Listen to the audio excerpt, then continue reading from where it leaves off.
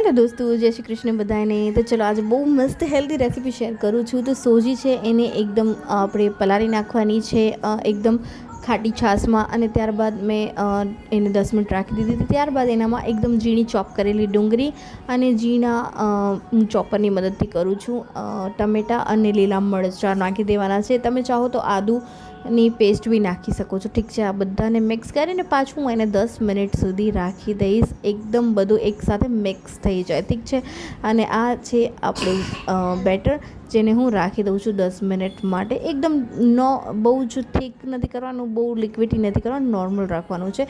10 minute બાદ મેં આપણે અપીનો એક નોનસ્ટિક લીધી છે, એનામાં આપણે આ રીતે નાખી દેવાના છે. અને પહેલાં ઓઇલ નાખી દેવાનું છે. અને તમે વેટ લોસમાં છો તો બી તમે આને ખાઈ શકો છો. ઓઇલ ઓછું નાખવાનું છે. ઠીક છે, આને તમે બ્રેકફાસ્ટમાં ખાઈ શકો છો, રાત્રે ડિનરમાં બી ખાઈ શકો છો. બટ બ્રેકફાસ્ટમાં ખાશો તો તમને 4 થી 5 કલાક સુધી તમને ભૂખ બિલકુલ નથી લાગવાની. એકદમ ટેસ્ટી છે, હેલ્ધી છે. આની અંદર તમે ચીલી ફ્લેક્સ, ઓરિગાનો બી નાખી શકો છો.